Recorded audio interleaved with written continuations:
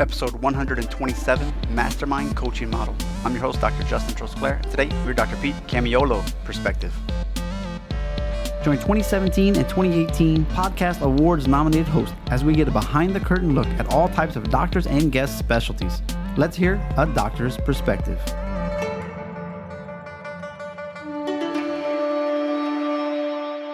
I'm grateful you're tuning in again this week. As always, let me know what you think about those mini-sodes. Should I keep going? Should I quit?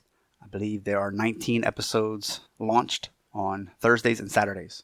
Also, if you've been looking for something awesome, you can check out adoctorsperspective.net/app or /free app.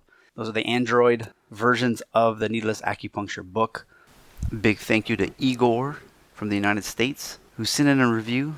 Doc, great job on creating such an array of good and useful information. I see that lots of work was put into the podcast. Good job. Thanks, buddy. Really appreciate you listening and taking the time to write that review. It means a ton to me, for real. Thank you, and I hope you enjoy future episodes as much as the past. Today's episode is a little bit different. It's a coach, and it is about mastermind groups. In the first part of the interview, we actually ended up talking about his almost failed marriage because of how busy he was at work and how his mission was big, his ego was big, and then trying to figure out, okay, how do I put my family into this? And then he'll talk about what crisis occurred to open up his eyes and say, hey, there's got to be a better way of doing this, practice and family balance. Now, this dude is rocking it with whatever management and coaching he was getting, he was definitely implementing. And he would hire associates and they would kind of learn. But you'll find out why he ended up quitting that type of practice. And he started doing like consulting and coaching for people who are looking to scale, because there wasn't a lot of advice out there for newbies, 5 years trying to grow. But once you get to a certain level, you're trying to scale and get bigger, maybe have extra clinics, maybe step out of the office more. And trying to find that type of coach within your own profession can be difficult sometimes. And he saw that niche and he went into it. He quickly realized, like, oh, I got to do something more. And so that's where the mastermind comes in. So if you've ever been a part of a group like that, it's, maybe it's all eye doctors together, or maybe you have a bunch of different professions in one meeting and you discuss different ideas and different topics. And you normally end up getting a better idea what to do because you've had people who are better than you at it, people who've done it before and failed. You can take all that knowledge and boost yourself faster. And that's kind of what we'll talk about. He'll go into more detail on the why and the how and the what it actually looks like in his program. Definitely be able to listen, critically think, and integrate at least one thing out of this for sure. I like this quote. Acceleration happens when you're in the right room, having the right conversation with the right people. He's got plenty of resources, so definitely check out that page, as well as the transcript, adoctorsperspective.net/127. Let's go hashtag behind the curtain.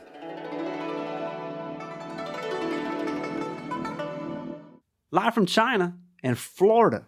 Today on the program, we got a guy. It's kind of fun because we're going to talk about a rebranding of a management and coaching program, and we haven't really discussed that before, so that's gonna be really fun.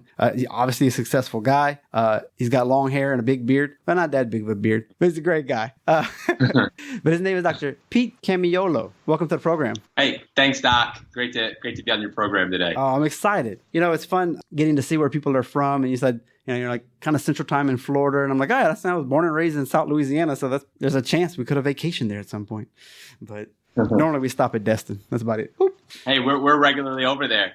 There's a Whole Foods in Destin that I frequent. So a Whole Foods, huh? They're everywhere. Well, before we jump into the meat and potatoes, you know the drill. Give us a little bit about your backstory and kind of where you are now.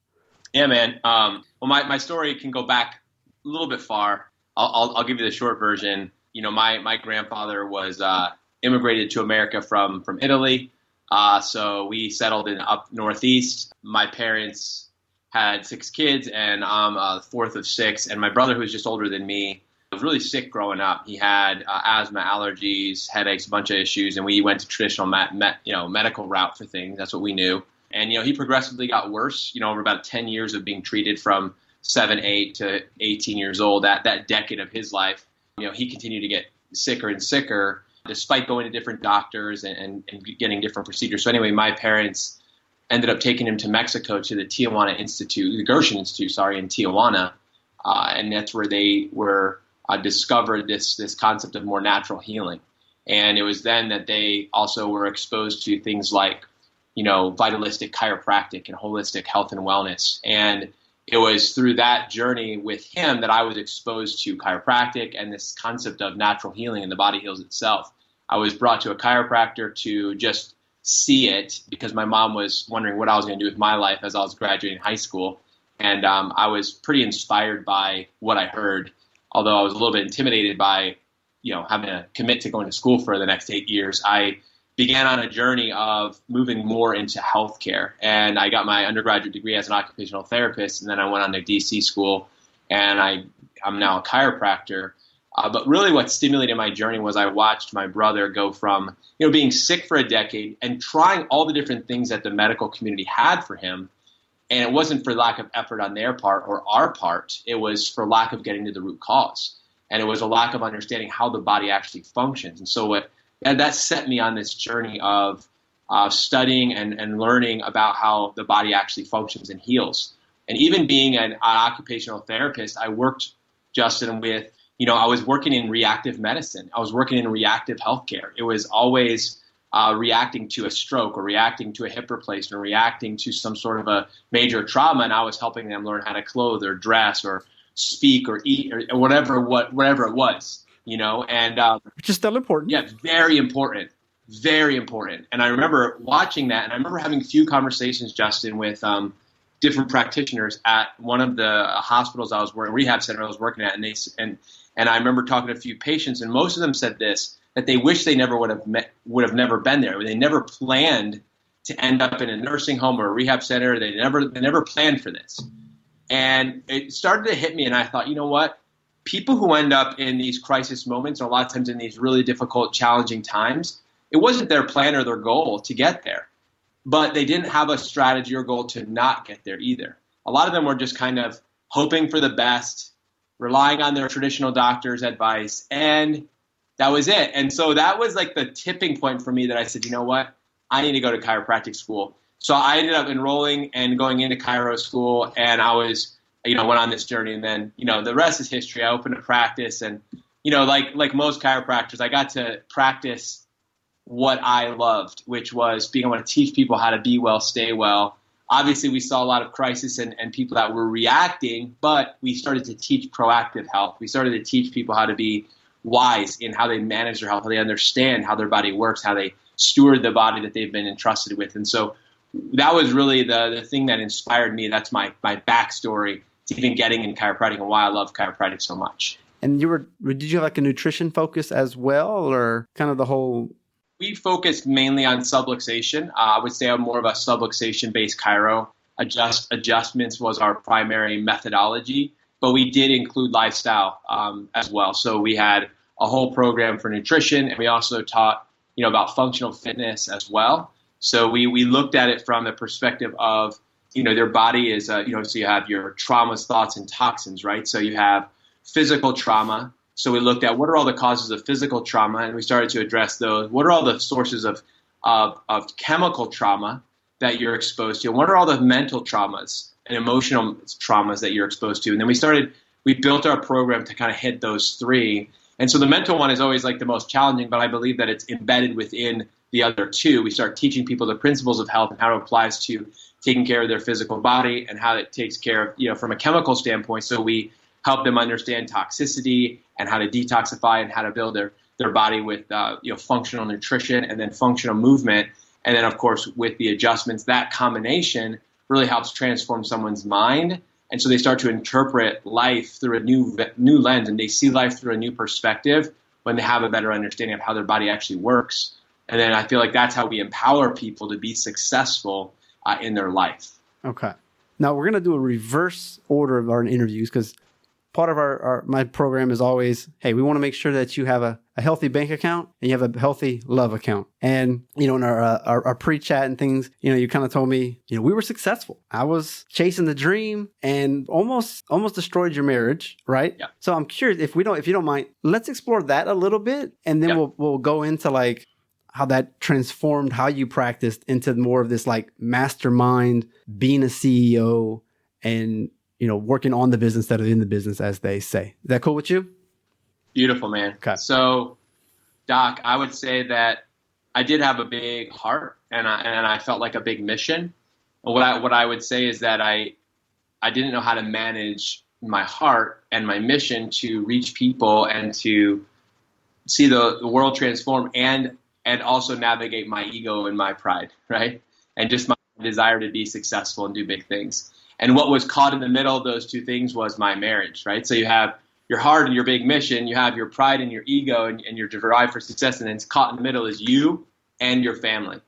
And I think what happened was those two got crushed in between my desire to fulfill a big mission and calling and also be uber successful. And so for the first, I would say, 8 years of my career, it was this constant like tension and struggle of mission, and there's a world that needs help, and there's people that are suffering and sick and are desperate for help, and we can help them. And then there's this, and I can help them, and I've got the answer, and I want to do it, and I want to be successful, and I am being successful. I just want to be more successful. And then in between, it's like this desire also to have family. And so what happened was, for me, getting caught in the middle was, my marriage. So my wife Mary and I, we have 5 children, and so we, in the midst of building one of the largest practices in the world, we were actually, my family was suffering as a result of that. We were seeing,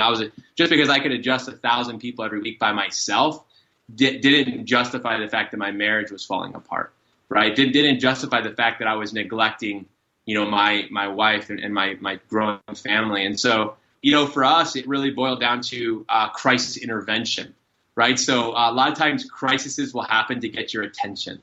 And and we hope it never gets to that point, but oftentimes it does. And so for me, with each one of our pregnancies, my wife would get very sick. And so with our 4th child, she was very sick. What ended up happening was I made a decision during that pregnancy that I was going to actually prioritize her and our family and be there to support her. And I was gonna release my clinic to my associate doctors and to my team to really help run that. And I was gonna be coming in, but I wasn't gonna be able to be there to the degree that I needed to. And as a result of that, my clinic kind of tanked. Oh man. I wish I could tell you that my story was, hey, I let it go because I prioritized my life and everything was awesome. Actually, that's what it's supposed to be. I prioritized my life and things fell apart big time. Oh man. And so, but what it did, Justin, was I exposed the model that I was practicing was not a sustainable model, was not a healthy model. And it was, and so as a result of that process of watching my clinic, which I had worked so hard to build and manage and keep going. And it wasn't, again, for my team being bad at what they do or not wanting to do well. It was just that I built the Dr. Pete show, and it was unsustainable. And so I began a journey, a couple-year journey over 3 years that I started to, first of all, realize that this is terrible. And then I was like, well, I could do one of two things, Justin. I can go back and put it back to the way it was and keep doing it the way it was before, or I can maybe try to get the message here and figure out what else I can do. So I did, option B, which was don't go back and redo it, but look for another way, a better way. And that's been the journey that I was on. And then, I looked at, my life and my practice through a new perspective. No longer was it wasn't going to be a Dr. Pete show, but it was going to be a model that was built on a team, based on the principle, based on empowering other people. And that's what we've built. And, I can say with great confidence that the model that we teach works because it works for me. And I was probably a very personality-driven type clinic for a long time, and it stayed very successful without me. And I now watch it happen for other doctors as we teach the model. And it's very much a shift of your mindset and your beliefs, and then your behaviors have to follow.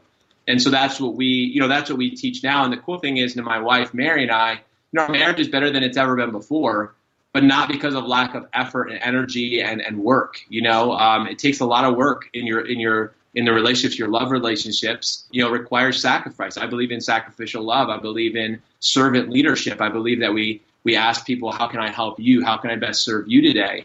That's the question I want to lead with every day. And what I want to lead with my team is, hey, I'm here to serve you. How can I help you in your journey and what you're doing? Because I exist to serve. And so it's really changed the way that I lead. It's really changed the way that I show up in my home. It changes the way I show up in my business. It's a new language that I'm learning, because before it was, hey, what can you do for me to help me do my thing? Because I got something big to do. And now it's like, hey, no, we got something that we're all going to do together. And if you win, I win. If I win, you win. So let's figure out how we do this together. Very different mindset.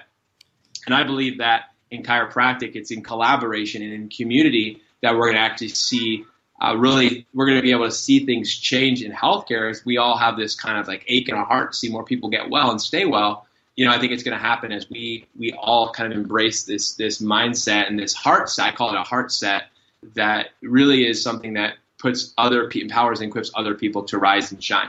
And that's what I'm committed to doing.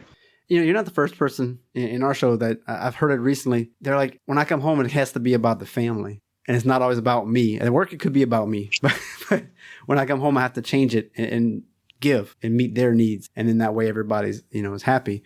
When it was the Pete show, did you find you were just really good? I know in chiropractic land, we call it the report of findings. We have the table talk is another jargon word that we use that just means, what are you talking about each visit? Was it like the Pete show where you were just really good at all of that communicating part? And then when you would pass it on to the associates, they're like, I haven't really had to do much of this. I just kind of adjust spines and, that's all I had to do. I just had to show up. Was it kind of like that, or what did you see was happening? Yeah, I mean, I would say it did rely heavily on me. I'm not going to say that I haven't had an amazing team. I mean, I hope that my team members can listen to this podcast and this interview and be encouraged, because even though it was, quote unquote, the Dr. Pete show, Doc, I believe that it was because I had an amazing team. I've always been blessed to have been surrounded by an amazing team. But I think what it was that what was really driving things, though, on a day in and day out basis was my energy.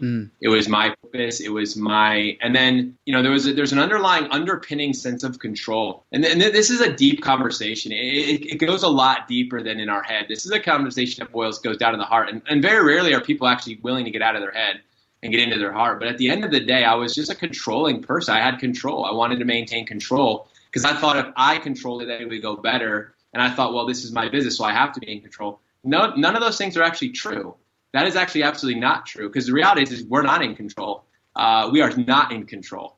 And so, we can take control over the little bit that we have a little bit of control over, but the majority is outside of our control. And that's not a cop-out. That's actually a level of maturity that says I'm willing to recognize the fact that so much is outside of my control, that the little that is in my control, I take control of, but I'm also going to share that responsibility with other people around me, because truly the best way that we're going to grow is if we do it together. And so what happened was that I was trying to control something because I thought that was the best way for it to go. That was what I was always taught. That's what I was coached to do. So I did everything that I was told to do, and I did it really, really well. And so, report of findings, table talk, dinner talks, lunch and learns, spinal screenings, the radio shows, everything that I did to grow the business and build the brand and to keep leading it. I did do it all. I was the guy doing the talks. I was the guy doing most, the marketing and doing that. And so I put the weight on my shoulders, to market the business, and I was an adjuster. To be honest with you, man, I did the adjustments. I was adjusting 1,000 patients a week. We were at 1,000. I did it myself. I didn't have associates adjusting. I had associates doing exams so I could adjust. All I did, I literally would walk in the door, I would adjust, and I'd walk out and go home. Wow. That's it. I just adjust. I did nothing else. I didn't see patients. I didn't do, and then I did doctor's report. My report of findings. I did group reports.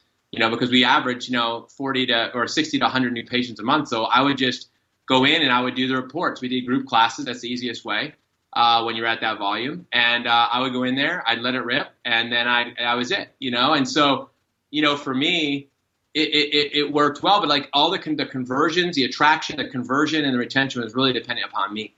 And so what I did was the transformation was one of the first things I did was actually invited the associates to start adjusting, which was awesome. So then I actually shared that adjusting responsibility with the doctors. And that was really hard for me, but it was really empowering because I got to work with the docs and teach them and support them and helping them develop their craft, which is partially adjusting, and a lot of it is your ability to communicate or know when and not to communicate and how and what to communicate. So it was that, and so I got to teach and empower the docs to do it, which was really powerful. So the Dr. Pete show was very much like what I think I just described to you. Yeah. We could go into so many layers of it because we could break it down, but it wasn't for a lack of effort.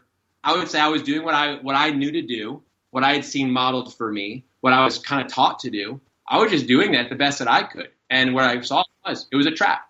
It was a trap, and I was cornered. And the only way out was, for me, something had to hit the fan, which it did. One more question on this. Okay, as an associate doctor, you go into school. Oh man, I got this great job. No, it's not great. I just do exams all day, and I went to school to adjust people, and I can't even adjust anybody. Did you cycle through associates like every year because they didn't get that experience? Yeah, we did. I would say, though, we were so a lot of associates would come and train with me because they wanted to learn how we did what we did. I actually feel like we had a really unique training model set up for associates. Oh, that part of it. Yeah, they would come in and train on how to build highly successful practices, and so they would learn, and then they would go and open their practice. So I didn't really hire associates to let them stay. I hired them to let them go. And I hired them to train them. So I would train them for 1 to 2 years, and then they would go. And then what happened was the tipping point was I realized there's two types of associates. You got a cornerstone and a stepping stone. And, the cornerstone says, hey, I'm here to stay. The stepping stone says, this is just a step on my journey. And both are great. And, both are welcome. I just realized I was attracting the stepping stones. And if I really wanted to build a practice where the other doctors would be able to be there with me, then I would have to start attracting more of the cornerstone doc, the doc who says, hey, I want to be a career chiropractor, and I don't necessarily need to or want to own the business. I want to work as a physician. I want to take great care of people. I'm a caretaker. And that's what I signed up to do. Like my brother, he's a pediatrician. He's a caretaker. He doesn't own a practice, He works as a doctor, and that. So it's that type of a thing. So then we started bringing in docs like that. And that's when things really changed. So I think it was when we had associates who were just coming in for a short period of time, I think they got a lot out of it because I encouraged them to go out and market. I encouraged them to, we trained a lot, and they learned how to do exams and do conversions, which I'm like, if you can attract and convert, that's the number one thing. Don't worry about retention right now because you'll retain when you build your own practice. Let me take care of retention. You guys work on attraction and conversion, and I'll work with you on that. So that's what we would train on, attraction, conversion. And then I would take care of the folks, our team would, we would retain them to the degree that we could. And then, that was it. So yeah, the transition was associate doc comes in to stay. That was the next iteration. And I will we'll put that on the back burner for now. Thank you so much. That's amazing. So you were talking about, when we were talking before, the old way of coaching versus kind of a newer thing with the Mastermind model. And I'm going to just give you my opinion and then just see if I'm on the right track. And then, of course, correct me. Old way of coaching, I think I was a part of one. One guy's telling you to do this, get your PVA up. You need to go do this, marketing new patients better. I'll call you back next week, see how you're doing. And so you had the accountability partner. And they're like, hey, what are you telling people? All right, let's go through that. Let's do a mock patient. I need to hear what you're saying because you shouldn't be losing this many new patients. The new person who's trying to learn everything. And then I've heard of other masterminds where usually you're already successful and you're trying to get to that next level. And so I'm not sure if I would want to be a part of a mastermind group with a bunch of rookies because it's rookies helping rookies. I don't know how good that's going to be. But so that's kind of where I'm thinking you're at. And I'm pretty sure I'm wrong. So I'm going to let you take it over and sort of correct me and put me straight. So this is really powerful. And I'm glad you brought this up because I do want to bring some clarity to the Mastermind model. So I coached for an organization for 7 years. And then a few years later, when I launched my coaching company, I kind of employed a very similar model, a different conversation, but with the same model, which was like maybe more of a one-to-many model. Mm-hmm. And then there was a little bit of one-to-one kind of sewn into that. And what I realized was, this wasn't the most powerful model. For sure, from an internal perspective, it's not scalable at all. But number two, it wasn't really the best even for the docs because what I realized was, you just got a talking head. You just got somebody who's sitting there telling you what to do. And, I'm not really leveraging the genius of the person that's in front of me.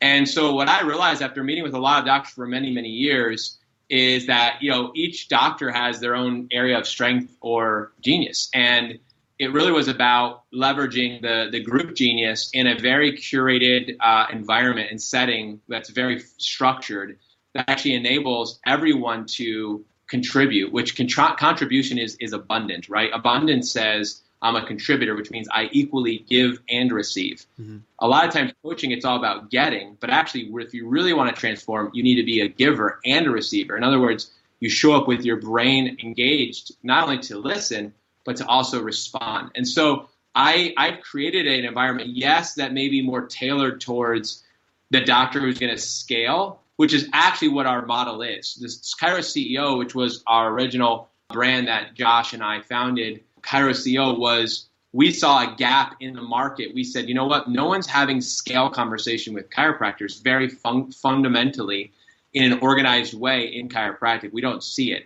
There's people randomly that are doing big things that are maybe scaling, but there's no conversation for most chiropractors to say, here's the next iteration and let's have this conversation with you, which is scaling, right? So it's not usually a goal. It's not. But we knew that it was a tipping point because we saw a lot of chiropractors hitting a ceiling, burning out, selling out, just kind of spinning their wheels, feeling kind of disenfranchised. And we saw it pervasive throughout our profession. We with all of the people that we had kind of, in a sense, graduated with, you get to that 10, 12 to 15 years out and you're like, what's going on? And so I think that we saw there was a big need in the profession. And so, as we created the model, I recreated this as a mastermind model. And as soon as I did that, I saw our engagement and our results 3x for our doctors when we moved from like a one-to-many and then some random one-to-ones to a weekly, which is how we structured a weekly get-together, basically saying, hey, we're getting together for coffee. We're going to talk for an hour. We got a very specific topic on marketing we're talking about today.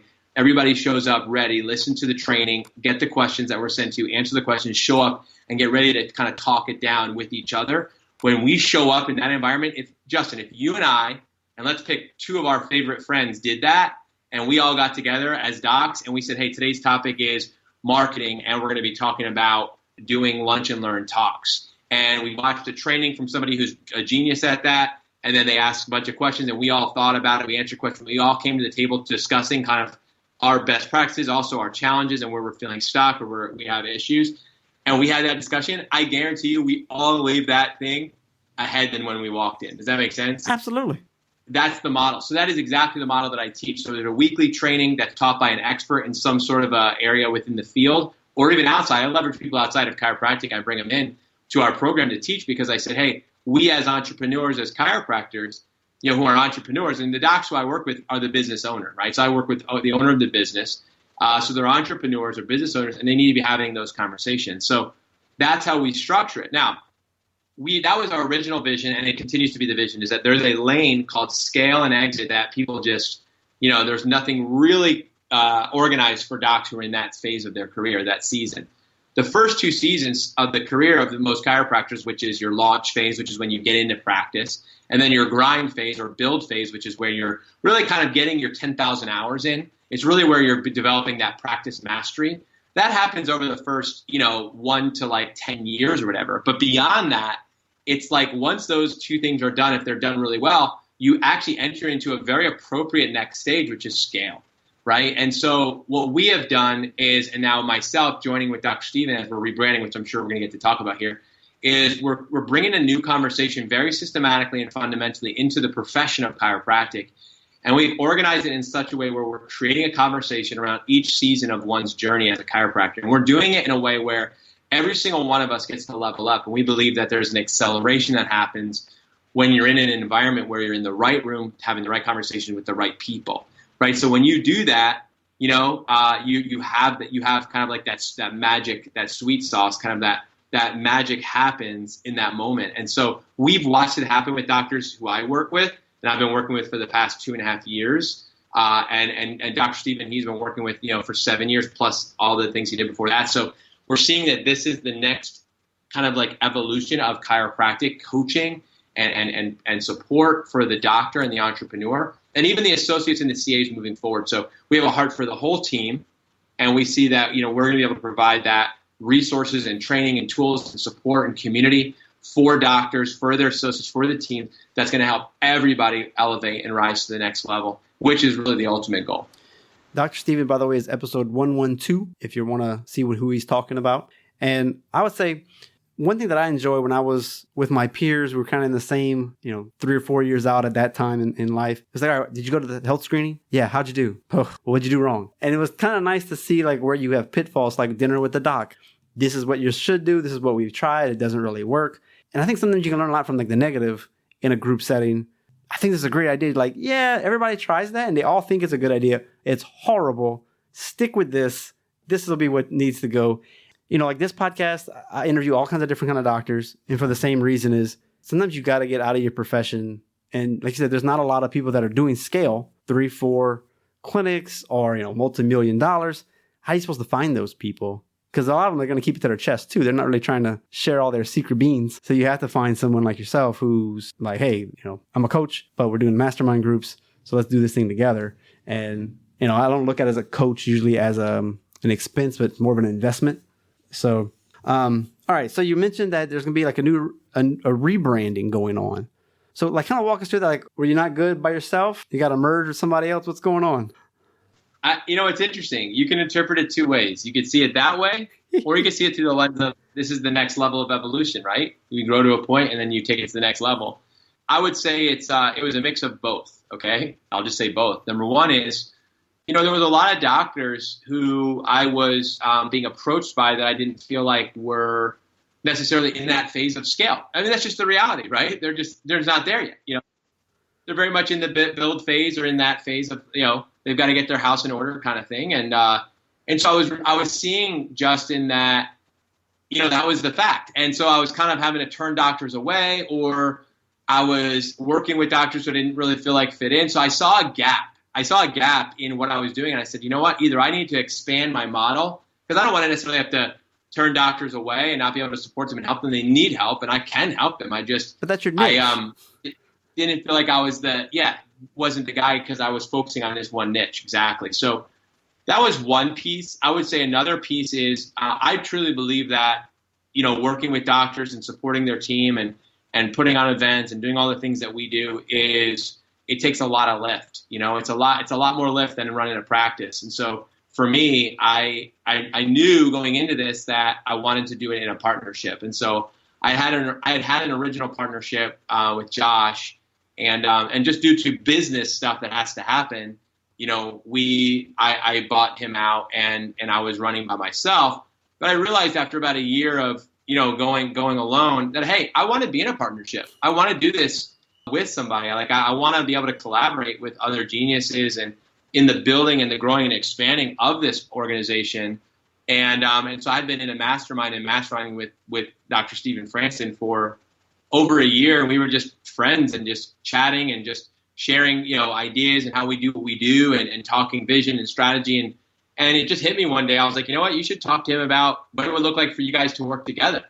Because that might be cool. Like, I don't know what he's interested in, if that'd be interesting to him, but, you know, just approach him. So I approached him one day with the proposal, and then we started talking it down, and then we started working it out. And so we officially merged this year. And, you know, now we're running together. So I would say, if that answers your question, you know, I could have kept going by myself. You know what I'm saying? Like, I could do that. Like, there's nothing like bootstraps and just hanging on and just keep going. And I had built a successful practice by myself, you know, in a sense, like as a sole owner. But I really felt like the next evolution for me as a business owner and leader was in partnerships. I was drawn to a partnership model.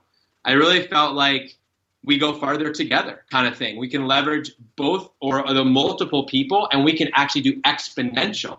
You know, it's like the whole Clydesdale thing. One Clydesdale carries 4,000, 2 Clydesdale, it's like 16 to 20,000 pounds they can pull. So it's like you 4x it when you put 2 people together that are, you know, in alignment with values and vision and mission, which we had that. So that was what was the natural kind of if that wasn't there, Justin, then yeah, there's no point. You know, there's no value in coming together. It's just like, right. Because for me, it was vision, values, and mission were aligned. And because those were both in alignment, all 3 of those, it was not a difficult decision from a heart level. And then it became very functional and, you know, all the administrative stuff and all of that gets a little bit wonky. But for the most part, it was those elements that all kind of came together and brought me into this partnership. Well, it makes sense to me. We had a lady, Heather, episode 64. All she wants to do is like the first couple years. That's what she likes. People out of school. I guess she has a heart for those people. And I know when I was in a coaching program, they had certain coaches that were for first years because it's a different skill set. It's completely different than the person who makes $50,000 or more a month. That's a different mindset that you're going to be at, and they need a different level of coaching.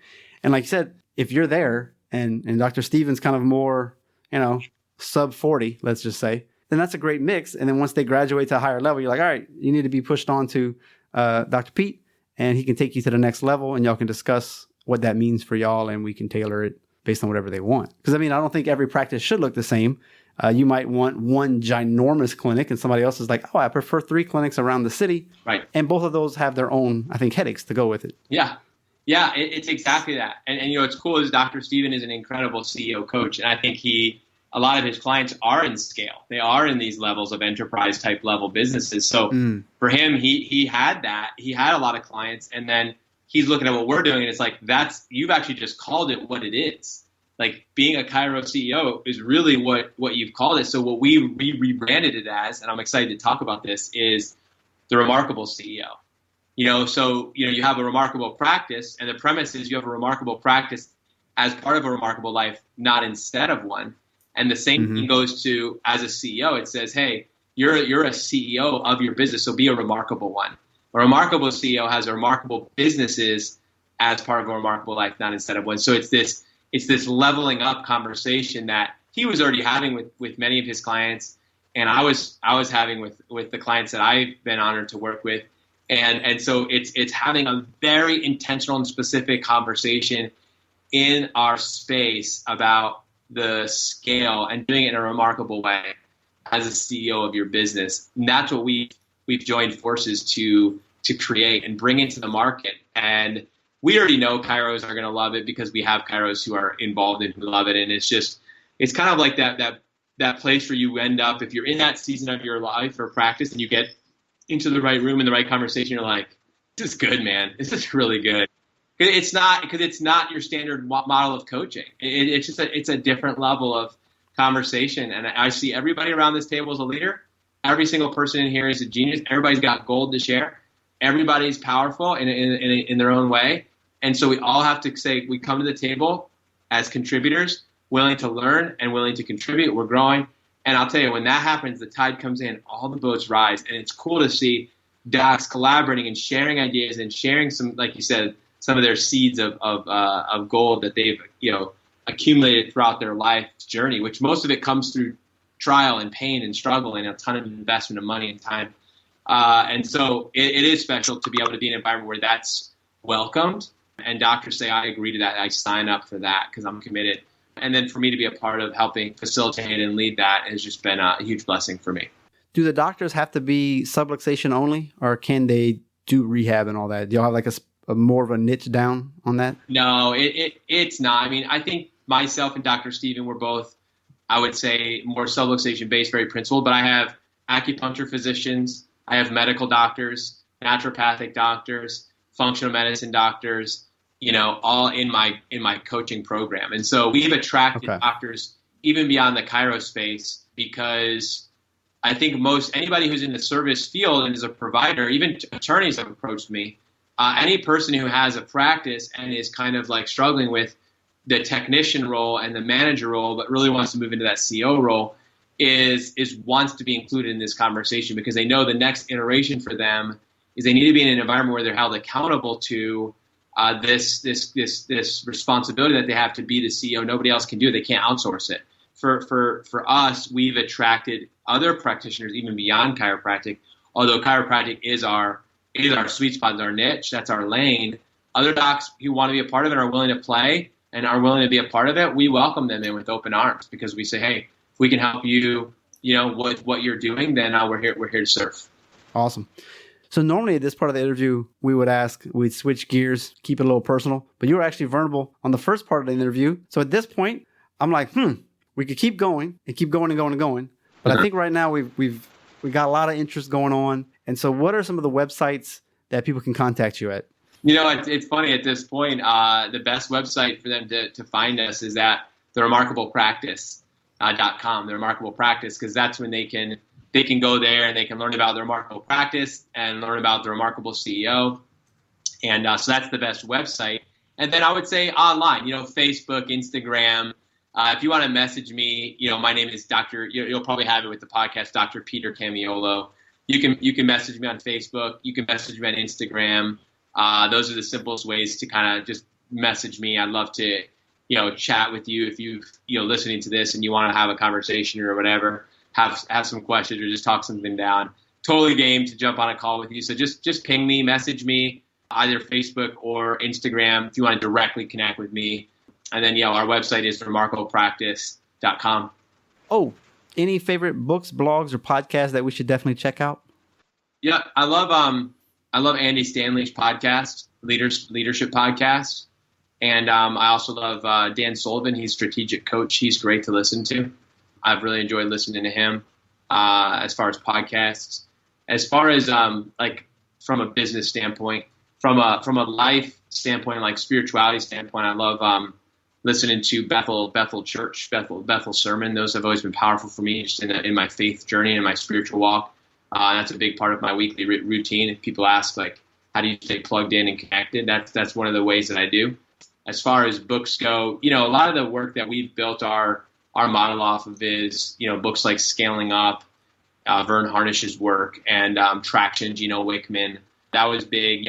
Jim Collins' work, Michael Gerber's work. Michael Gerber wrote The E-Myth. Jim Collins is Good to Great and Great by Choice. And then, books like Essentialism and also, Rocket Fuel. And there's just a ton of great books that are out there that I've read. But those Synergist is an amazing book that really shows how we build the CEO model. We follow a Synergist type model with an integrator approach, with the visionary leader, and then boils down. So like when you think org chart, you think, how are we going to create this? We've built our model, the CEO model, very much like the Synergist teaches, and that Principles by Ray Dalio. That's a powerful book as well.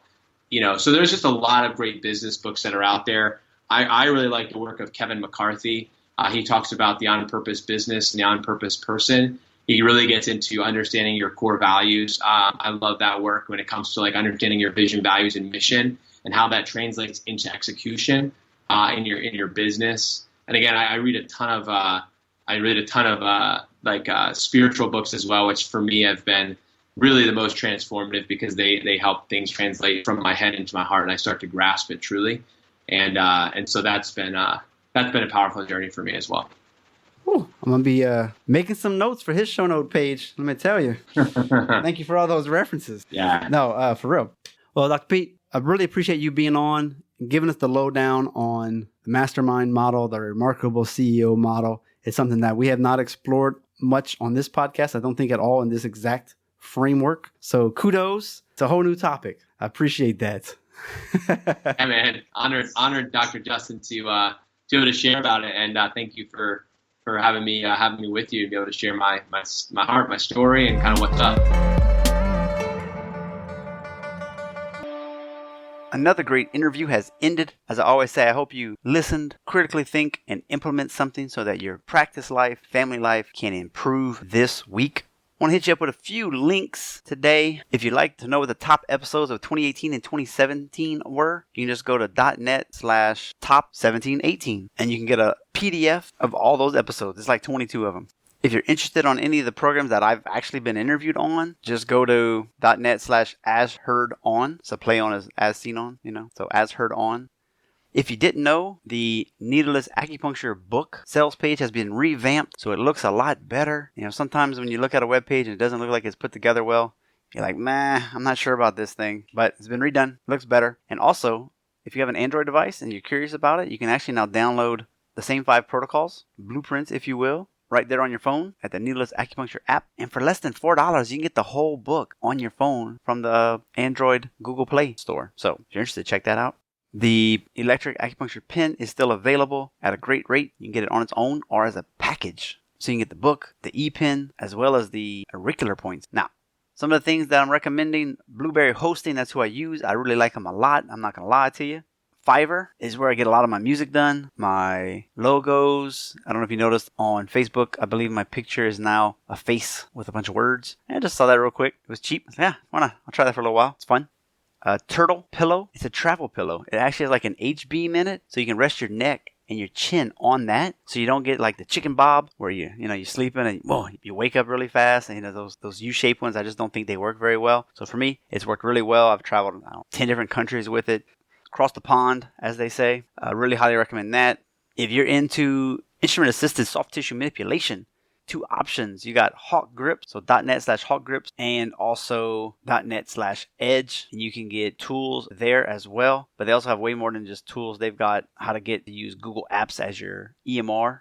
Blood flow restriction cuffs. There's a lot of research on that device, and you can check that episode from the past. And you can get an automatic 10% discount on all the products from the Edge mobility equipment.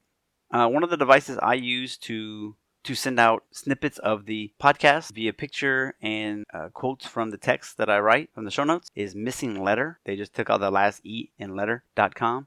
Pretty much, you can do a blast in 2 months, like 5 emails over 2 months. I like to do 9 emails over 12 months. So that person who was interviewed last month doesn't just get lost, right? So every day I have a new episode that I highlight, and it's all automated. It's really cool. Definitely check it out. If you need to record your screen, I like Screencast-O-Matic.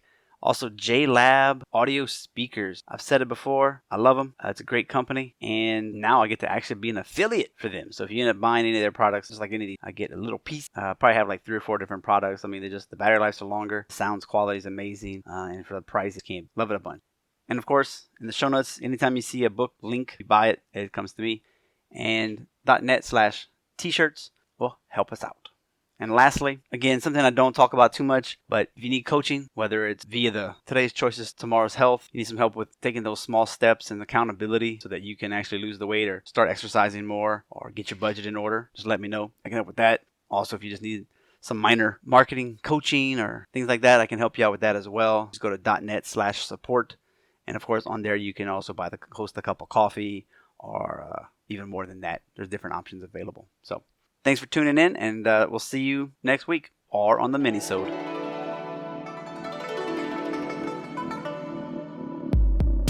We just went #behind the curtain.